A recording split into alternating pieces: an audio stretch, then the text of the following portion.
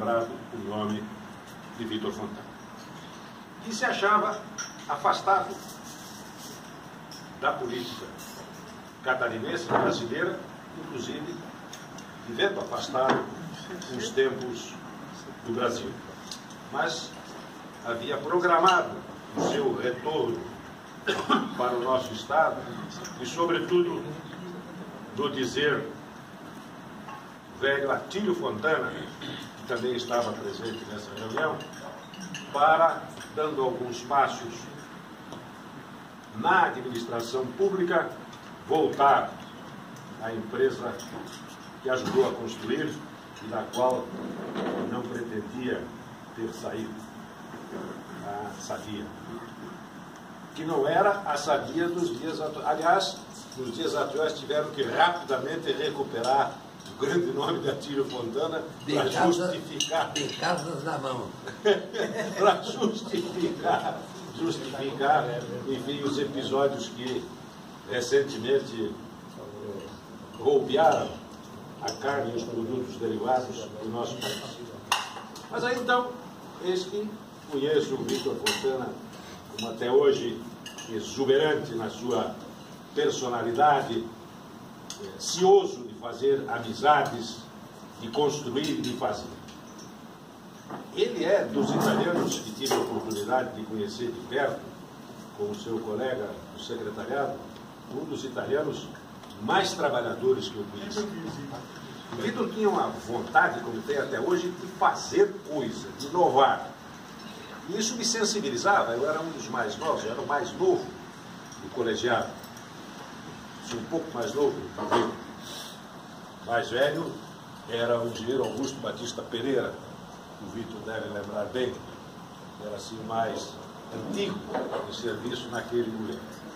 E o Vitor iniciou uma revolução no âmbito da Secretaria da Agricultura, criando alguns órgãos que hoje ainda aí estão, criando e implantando a Companhia de Pesquisa Agropecuária, redimensionando a antiga Acaresc, criando a CEPA, Comissão Estadual de Planejamento Agrícola, valorizando os técnicos agrícolas que, à época, reivindicavam um lugar, uma posição, não em detrimento dos engenheiros agrônomos, mas tentando chegar perto dos engenheiros mecânicos, dos engenheiros agrônomos, no reconhecimento do papel que desempenhavam na indução da nossa agricultura, que carecia, naqueles momentos, de muito apoio governamental. Hoje eu acho que a agroindústria corre sozinha.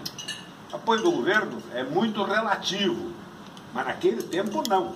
José Pedroso, que também foi secretário da Agricultura, líder do setor de cooperativa, sabe muito bem que naquele tempo o governo era decisivo para impulsionar o agronegócio. E o Fontana foi um líder. Eu, depois de trabalhar um tempo na educação, passei para a Secretaria da Casa Civil e até tinha que conter um pouco o ímpeto do Vitor Fontana, que queria, enfim, com o seu jeito caterpillar, diz, fazendo as coisas, correr contra a burocracia, derrubar a burocracia e ir em frente. Mas fez um extraordinário trabalho. E o credenciou para outras posições na vida pública. Teve a sua passagem pela Câmara Federal também marcada pela sua firme disposição de apoiar o setor da agricultura, o setor básico da nossa economia, e depois, como vice-governador do Estado, também desenvolveu atividades. Primeiro, a grande atividade destinada ao vice-governador, que é muito difícil, que é ficar sempre em atividade e um passo atrás do governador, porque senão há uma geração de conflito. E o italiano, que é um impetuoso, certamente teve que domar o seu espírito para exercer com muita competência aquela elevadíssima função pública. Mas não parou por aí, depois acabou dirigindo empresas estatais como a Celesc e atuando da mais variadas maneiras na construção partidária, que sempre colaborou muito, e no fazer a vida. o Vitor tinha tiradas que simbolizavam todo um tratado, como, por exemplo, aquela cautela que o político às vezes é obrigado a adotar, porque as coisas não vão muito bem. Eu perguntava ao Vitor, cioso das suas lições: Vitor, e aí? Diz, olha,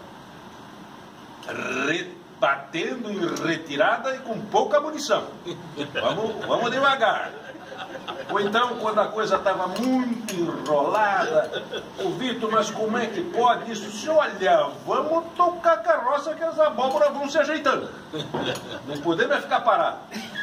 E assim, ele tinha essas tiradas. Quando nós cogitamos de fazê-lo prefeito da capital, aí diz o Vitor assim: olha, eu não pertenço a essa confraria. Ele chamava a ilha, os ilhéus, os políticos ilhéus, todos, de todos os países, confraria. Eu não sou dessa confraria. Eles não vão me querer a prefeitura. E assim eu tive o privilégio de conviver com o Vitor tantos anos. Depois, a vida sempre nos separa um pouco, mas sempre mantivemos contato. Desde que eu encontro o Vitor num jantar feito pelo pessoal do Clube de Vinhos, gourmeses, romance, e vamos conversar, troca a ideia daqui, troca a ideia dali. Eu digo: Vitor, e o que é que tu vais fazer? Diz: guri, ele já havia ultrapassado os 70 anos. Guri, vou voltar para a universidade. Eu disse: mas Vitor, você é engenheiro químico, não é, Vitor? Tu és químico, né? É engenheiro químico. De economia conhece tudo, de frente para trás e de trás para frente. Vai fazer o quê na universidade? E ele, com o rosto mais singelo do mundo: eu vou estudar filosofia. Naquela altura da vida, eu vou estudar filosofia. Eu também não precisa. Você já é um filósofo por natureza. E essa natureza é que nos deu a felicidade, com a graça divina, de tê-lo conosco até hoje, ultrapassando um século de existência. É um daqueles que não veio à vida a passeio. Ele veio para ser alguma coisa, fazer alguma coisa e estar entre os que fazem acontecer. E nos dá também a alegria de também estar conosco, mesmo que não tenhamos feito, ou não possamos fazer tanto quanto ele na construção de uma sociedade melhor, de uma sociedade mais feliz, mais organizada, como é a nossa Santa Catarina. Veio lá de Santa Maria, da Boca do Monte, mas isso é um passado remota. Catarinizou-se com muita tranquilidade, até conta piadas que são típicas do ilhéu.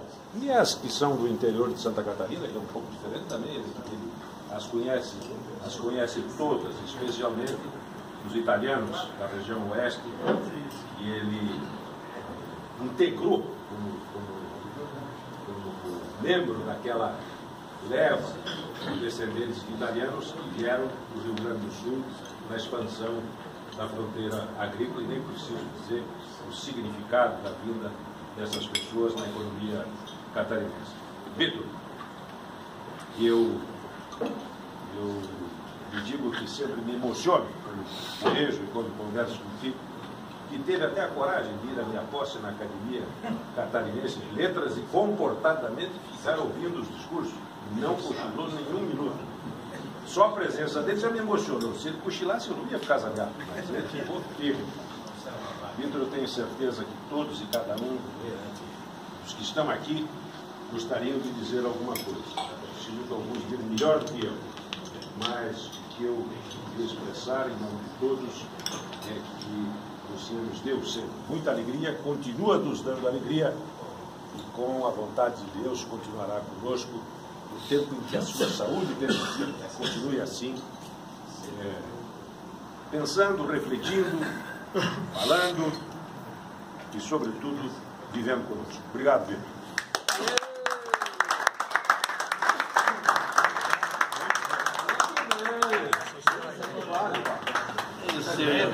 Doutor Vitor, agora Salomão, parabéns. Vamos dizer o seguinte: esse discurso não pode ficar sem resposta. O senhor pode usar a palavra Posso desejar. O senhor que manda. Nós somos ouvintes. Certo? Obrigado. Não. Fique à vontade. Bem, se é para falar sentado, já comecei. Vocês sabem que, imagina que não deve ser fácil passar do número 100 para o 101, como eu estou passando. É muito importante a gente se dar conta que tem que mudar.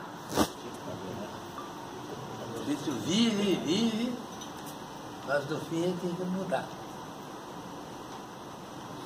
Eu não posso viver sem falar com gente.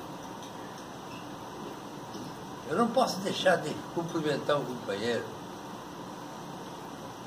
Hoje, por exemplo, tive a honra de me lembrar do Salomão. Não é invenção minha, nem precisaria disso. Que eu pensei assim, eu estou com vontade de conversar com o Salomão. Não tenho conseguido falar com ele. Às vezes, a última vez que eu falei com ele foi quando ele tinha sido embaixado para o hospital. Verdade. E eu nunca mais pude falar com ele, porque o controle lá também era muito forte, né? E tem isso também, que o camarada será parada do atendimento, ele vai abrindo mão daquilo que ele tem vontade de fazer. E acho que muitas vezes ele teria vontade de fazer e faria certo. Aí faria certo. Porque, na verdade, se ficam observando o modo do camarada viver, ele sempre aprende alguma coisa.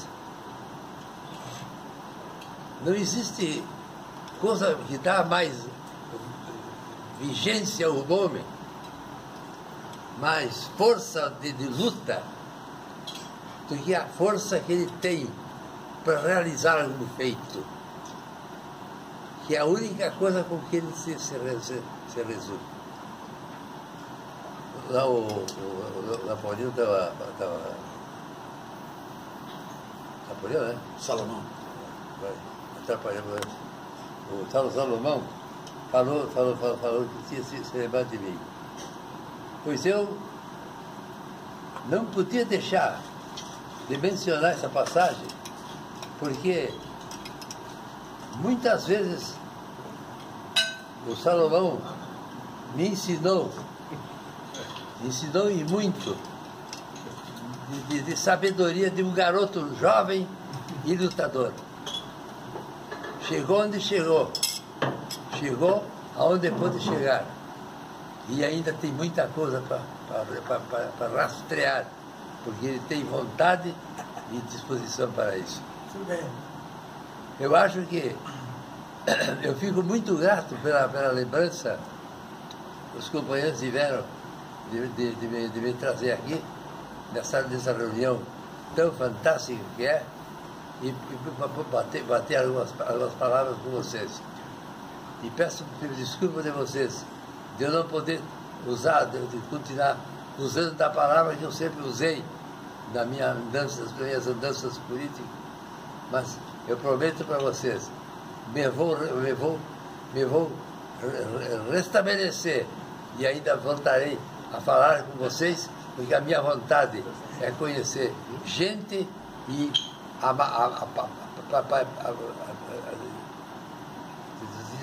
desempenhar funções importantes na vida, nem que seja para dar um conselho. E esse conselho eu tenho sempre presente comigo, pensando que nós só conseguiremos vencer na vida com companheirismo. Sem companheirismo não fizemos nada. Vocês se dão exemplo de companheirismo, reunidos nessa reunião, nessa sala, e dizer que vocês estão todos estão na luta, e ninguém está aí pensando, não, eu já terminei a minha missão, agora vou deixar para depois vou deixar para depois, então não faz nada, não leva nada. Ele passa para frente a bola e não joga o futebol. Um grande abraço e um grande beijo para você. Isso não existe.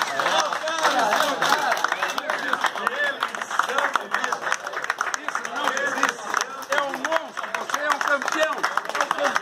Meu Deus do céu. Isso é uma lição de vida. A verdade está lá no horizonte.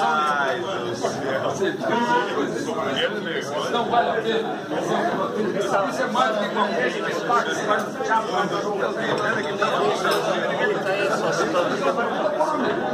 Ele não está. O Gilson viu? Você não pode parar de trepar. O que ele disse é uma verdade. Você não está com a missão cumprida. Foi o canal da história. Ô Gilson, que é um galo. Bota esse manzebre velho pra funcionar, rapaz. Ah, não. Quer jogar, né?